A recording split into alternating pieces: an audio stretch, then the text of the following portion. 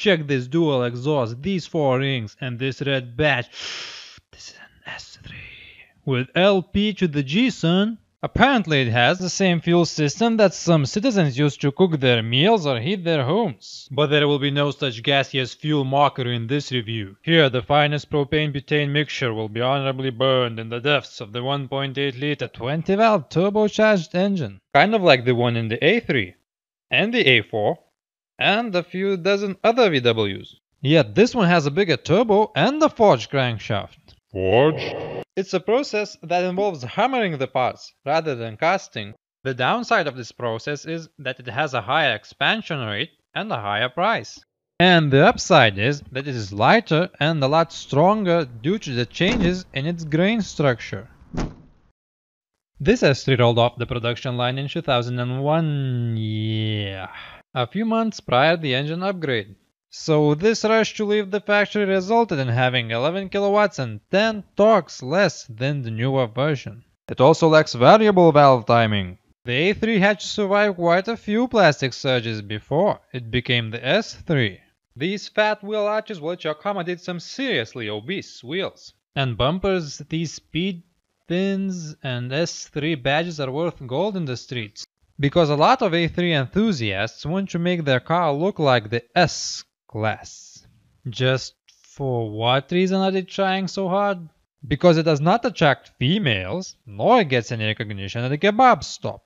I think you should kebab stop being so offensive. Is that easy? Whoa there, these are only a few drawbacks which are easily outweighed by the Audi's advantages. Not convinced? Well, let's go to the track then. Tai dabar varom dujų pilti. Aš taip manau. Lenktynininkai.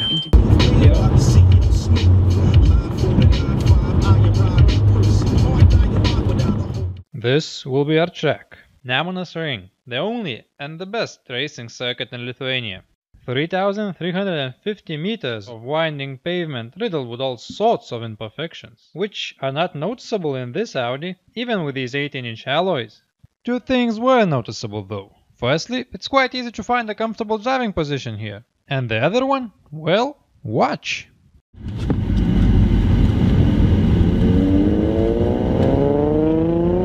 Have you noticed? Let me play it back.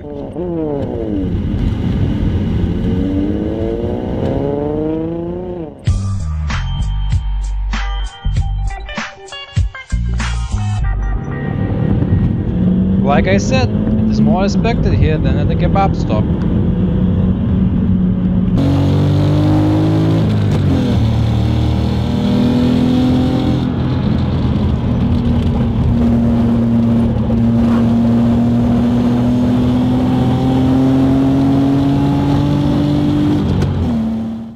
Quiet, isn't it? Maybe this will be a little loud? No. Okay, so you only have visual indications of the engine revs. But you have plenty of time to look at the tachometer anyway. I mean, this Audi is very easy to drive. Look at that wet track. That's so slippy. Yet the only drama that I get is some oversteer while turning in this corner. But even that is quickly corrected by the electronic stability program, which punishes the driver for his lack of skills by disabling the accelerator. This system, which is ESP for short, is not alone. It's being accompanied by the four-wheel drive. Oh, so now I have to do some explaining. Okay, let's take it off-road. This Audi's four-wheel drive system is still called Quattro, but essentially it is a product of the Swedish Haldex company. And this means that the rear wheels are only dragging behind till the front ones lose grip. And when this happens, the heart of the system, the hydraulic coupling, divides the engine power equally between the axles. And it happens quicker than the time it took for me to explain this.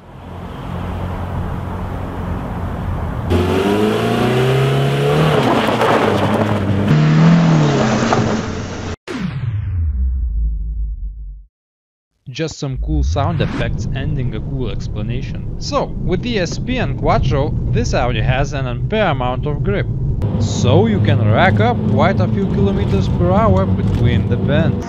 And when it comes to braking, well, Audi says that these brakes will fade very slowly. And this statement comes with no lies. Actually, this Audi held its patience all of the 28 laps, which is nearly 100 kilometers, no flickering of the dash lights or other malfunctions. We even started to believe that we are competitive.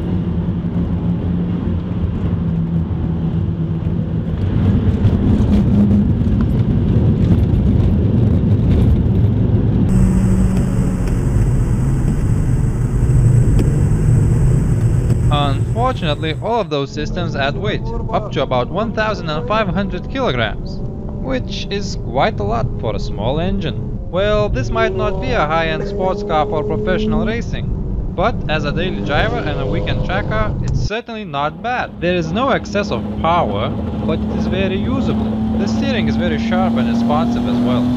What I'm saying is that my expectations with this Audi S3 Quattro were exceeded.